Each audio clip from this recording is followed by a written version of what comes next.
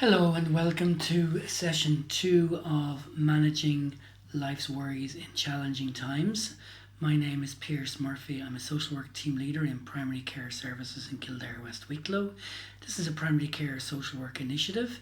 In today's session, we're going to look at the following: quick relaxation techniques, relieving tension through activity, controlling your breathing, making the most of sleep, faulty thinking, and we will give you some homework and tasks to do before our next session in relation to logging some anxious thoughts and challenging your faulty thinking, and some techniques to look at ways to demolish worry.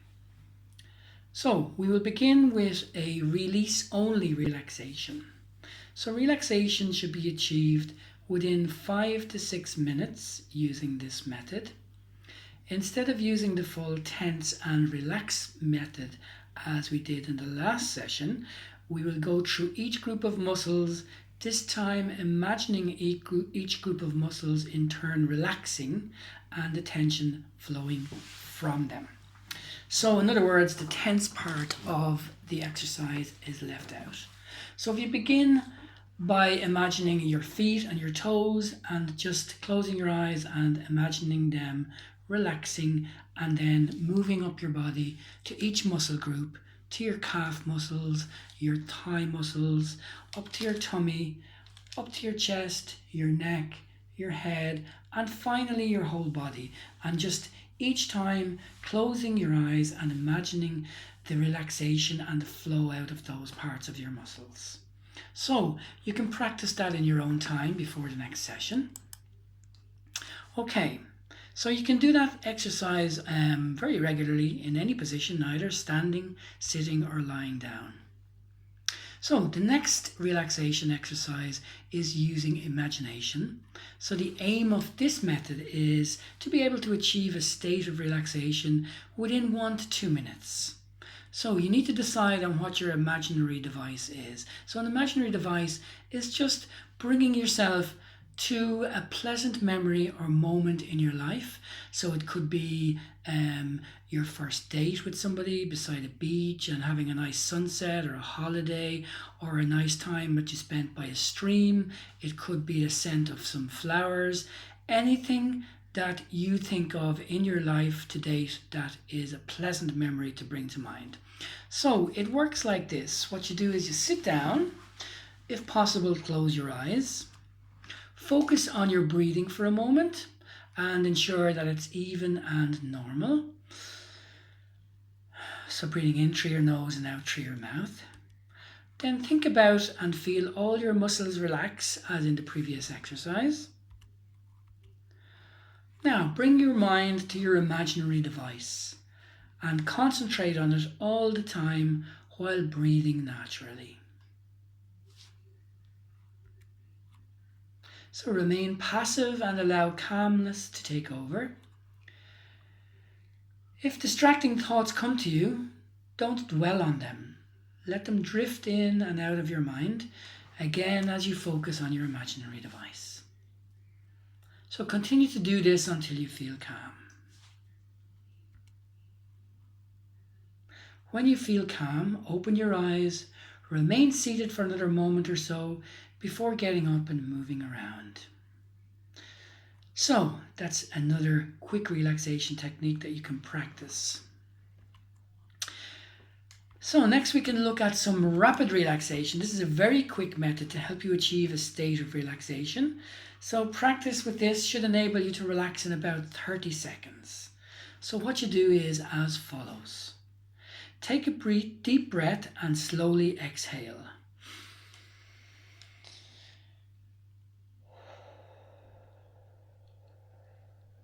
As you breathe out, imagine the tension and stress draining away with your exhaled breath.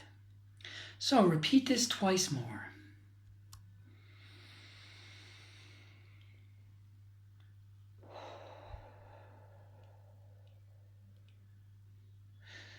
So, very good. Don't take more than 3 deep breaths at a time or you may experience some dizziness.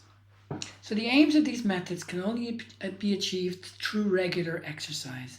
So it's really about finding a space and time for yourself to be able to practice these exercises. And as I said in session one, journaling is your first port of call. Get yourself a journal, begin to log and write down everything you're doing in relation to your anxiety management techniques. So the next thing we're going to look at is relieving tension through activity. Obviously, in these times, it's difficult for you to take up a new hobby such as swimming, cycling, or walking.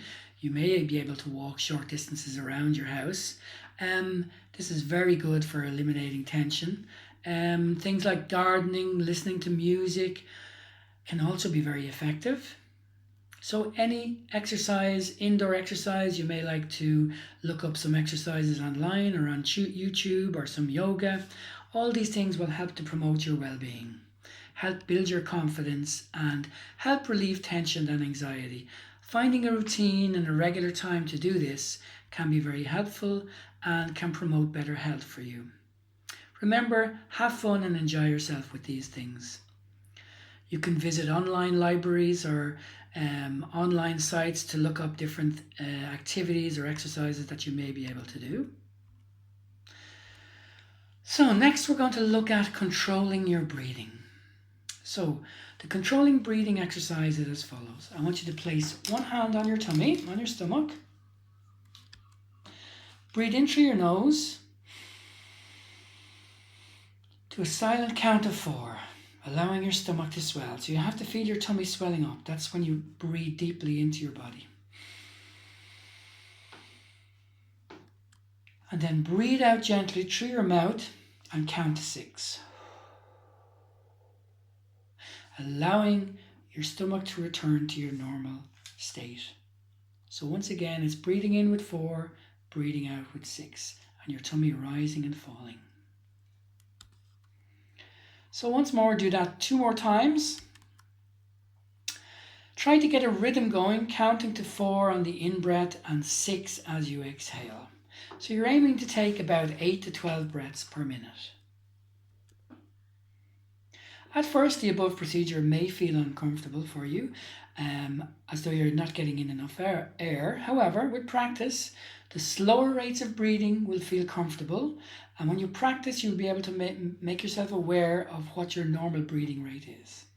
When you become anxious and start breathing faster, you'll be able to use this exercise to bring your breathing back under control. Sometimes people can have what are called panic attacks, which can be a horrible experience. If panic is imminent and you feel that you're unable to control your breathing pattern or keep it under control, then a paper bag can be used. So holding the bag closely over your nose and mouth and breathing in as naturally as possible. As you breathe from the bag, you will inhale carbon dioxide and the amount of oxygen will be decreased, restoring the proper dioxide-oxygen balance to the bloodstream. So we're going to move on to looking at sleep and making the most of sleep. So routine is key, and having a regular routine and preparation for sleep. So you may want to experiment with some of the following suggestions and find what works best for you. Having a milky drink before bed, going for a short walk around your house or around your local area, having a regular unhurried bedtime routine, reading a book can be very good, playing some relaxing music, doing a relaxation exercise such as some of the techniques we're looking at can also be helpful before you go to bed, ensuring that you've taken some physical exercise during the day so that you do feel tired. So what you need to do is avoid napping in the early evening before going to bed. Be aware of what you eat and drink. Cheese and dairy products and food may affect you, so drinking too much liquid may wake you because your bladder is full. Likewise, drinking a lot of caffeine or tea and coffee can have a stimulating effect on your body, which can hinder your sleep. Watching a pleasant movie can be helpful before you go to bed. So, if you can't fall asleep, try one of the following. Choose a method and stick with it. Jumping from one to another in the same evening could have the opposite effect. So it's about finding what works for you. Remind yourself you don't need to get a good night's sleep every night. It doesn't matter if you don't fall asleep right away. Your body is always resting when you're lying down. So you might want to use your imagination device and recall a favourite place that you find pleasant and relaxing. Remember and relive it in detail, soaking up the pleasant atmosphere before you sleep. You can concentrate on your breathing or imagine yourself totally relaxed without any tension or with all your tension draining from you into the mattress. You can practice some of your breathing exercises. You can imagine yourself listening to your favourite music. Again, if you wake up during the middle of the night, use some of the following methods. Don't be afraid to get up, go to the toilet and return to bed. You may want to get up and have a drink. You may want to use the time to do something useful, like reading an article or listening to music. Might not be helpful to put on the TV or watch TV or look at your phone, but definitely reading something or listening to some music can help you to be relaxed before you go back to bed. So it's okay to get up and go out and then come back to bed. If concerns keep going through your mind, write them down and resolve to think about them in the morning. Enjoy being awake. It doesn't matter if you do not fall asleep. Lying there relaxed enables you to rest. The important thing is to remember is not to worry about being awake. Once you stop worrying about this, it's likely that you fall asleep quicker. Now we're going to move on to faulty thinking. So, faulty thinking, or some of the common faulty thinking categories, are as follows. So faulty thinking, what is faulty thinking? It's an irrational way of thinking about things, and normally we have the following categories that we can look at. Firstly is what's called catastrophizing. So this is anticipating total disaster if something minor goes wrong. So an example of that might be, oh, that woman is looking at me, I must look awful. Exaggeration. So this is magnifying things beyond the limits of truth. So you make a small mistake and then you worry all day about it in case someone finds out about it and thinks that you're an idiot. Dismissing the positive. So you dismiss the positive when you turn positive events into negative ones. So if somebody pays you a compliment, you may think, oh, he's only saying that to make me feel better. So you're dismissing the positive when you overlook all your personal strengths and successful experiences and continue to ignore achievements and you dwell on your failures. Overgeneralizations. Having one bad experience leads you to believe that every experience will be bad. One person refuses a request, so you assume everyone will also refuse. Having impossible standards. This is expecting always to be able to do everything perfectly and never make a mistake. The negative thoughts are usually prefixed with words like, oh, I should cope with that, or I ought to do this, or I must. Or these statements are usually followed by thoughts such as, I'll never be able to do this, I can't do this, I'm a failure, I'm always bad at this. Making assumptions. So this is making assumptions and jumping to conclusions without regard to the facts. Thoughts include, everyone must think I'm a fool, nobody likes me. Okay, so the following exercise is something for you to practice, again based on the CBT approach within this program. We have what's called an anxious thoughts form. So in your journal or in the handout that I can send you, you categorize the following things. So you put down in one category an anxious situation. In the next category, you put down the automatic thoughts before and during this situation. So you write down what your automatic thoughts are in relation to that. The next category is how much you believe the thoughts. So you can categorize that between 0 to 100%. The next category is another column where you write down your realistic alternatives to think. So what might be an alternative thought? How much do you now believe the thoughts? And then you, in the next category, put a figure on that again between 0 and 100. So that's a form that you can incorporate into your journal. Okay, so next we're going to look at challenging faulty thinking. So examine your thoughts and consider how accurate and realistic they really are. You can do this by number 1, looking at the evidence. So what's the evidence for that? Number 2, checking your feelings and thinking with other people who cope with similar situations. Number 3, challenging what you believe will be the consequences. Number 4, looking at different ways of interpreting situations.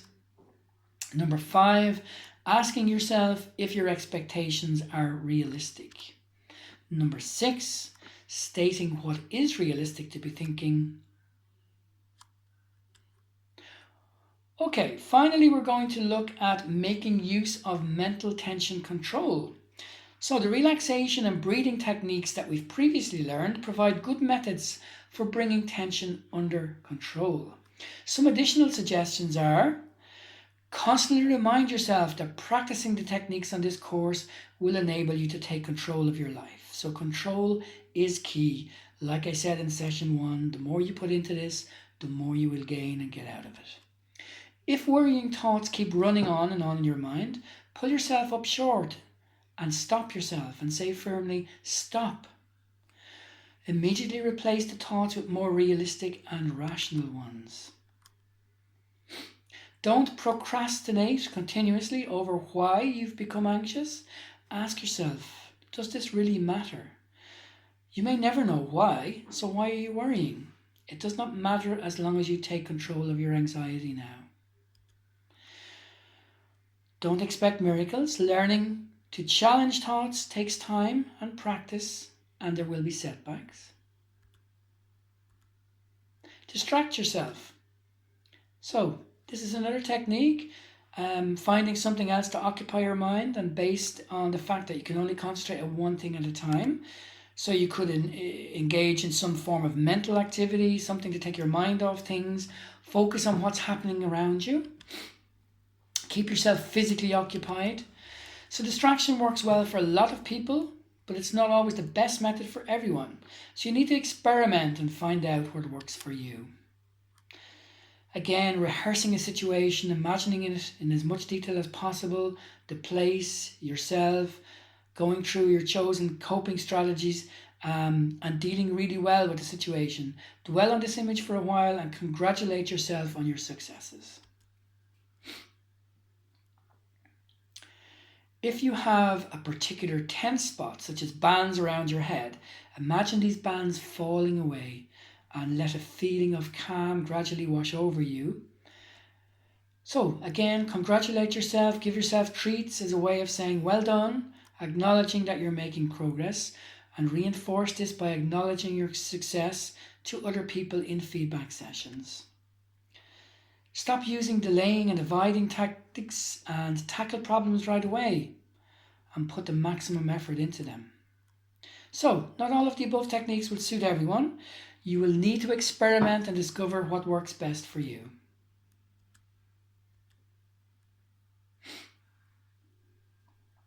Finally, I want to give you some tips for other exercises that you may want to do. So some of the handouts that I will send you, one of them is called Ways to Demolish Worry, and that has about 14 little tips. You can practice, read through them, and only pick a few that might work for you. One that I would suggest that maybe you could try out in your journal would be finding time to worry. So if you give yourself a space during the day with your journal, blank page and pen, and you sit down for 15 minutes, half an hour, and write down what all your worries are. So the idea behind this technique is, for example, if you give yourself 30 minutes a day to do this, in theory you free up 23 hours and 30 minutes where you don't have to worry. So when you find yourself tossing and turning in bed, remind yourself that you have that 30-minute space during the day to write down your worries. So best of luck with that, and I will see you in our next session.